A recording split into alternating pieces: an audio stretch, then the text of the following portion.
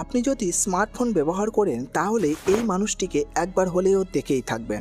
এনার নাম হলো হোসেন মানসুরি। নামটা শুনে বুঝতেই পারছেন ইনি একজন মুসলিম ব্যক্তি। মুসলিম বলেই আজ এই মানুষটি কিছু নিম্ন মানসিকতা মানুষের চোখে চক্ষুশূল হয়ে দাঁড়িয়েছে। একে দেখলেই কমেন্টে খিস্তি মারে, পাকিস্তানি এজেন্ট বলে, আবার অনেকে দেশদ্রোহীও বলে। কিন্তু এইসব বলে কেন জানেন? কারণ সে প্রয়োজনীয় মানুষদের কাছে যতটা পারে সাহায্য পৌঁছে দেওয়ার চেষ্টা করে। হোসেন মানসুরি জি মুসলিম বলে যে তিনি ধর্ম দেখে সাহায্য করে তা কিন্তু নয়। তিনি প্রত্যেকটি মানুষকে সাহায্য করার চেষ্টা করেন, হোক সে মুসলিম বা হিন্দু কিংবা অন্য ধর্মের। তিনি শুধু মানুষ দেখেন, তাই মনুষ্যত্ব দেখিয়েই এগিয়ে আসেন মানুষকে সাহায্য করতে। তিনি কোনো কৃপণতা দেখান না, তিনি যতটা পারেন সাহায্য করেন। কোনো ধর্মকে বা কোনো রাজনীতি পার্টিকে খারাপ মন্তব্য করেন না। সে নিজের মতো করে সাহায্য করে মানুষের। তারপরেও কিছু মানুষ প্রশ্ন তুলছে তার সম্পত্তি নিয়ে। তারা এটা জানতে চাইছে এই মানুষটি এত টাকা পায় কোথা থেকে, আর কেনই বা সে তার টাকা এইভাবে মানুষকে বিলিয়ে দেয়। নিশ্চয় এর পেছনে বড় কোনো উদ্দেশ্য আছে।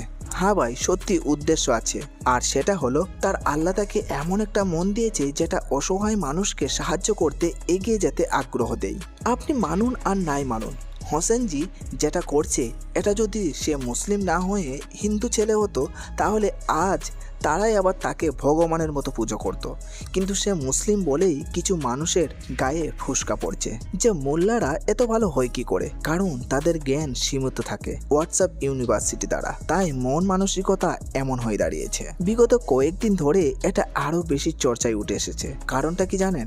কারণটা হলো আসামে বন্যা আসার কারণে অনেক মানুষ ঘর ছাড়া হয়। যারা ঠিক মতো খেতে পাচ্ছিল না, তখন সরকারের পৌঁছানোর আগেই এই মানুষটি পৌঁছে যায়, যার কারণে সেই সরকারকে যারা পছন্দ করে সেই সব মানুষগুলোর চোখেই এটা আরো বেশি লেগেছে।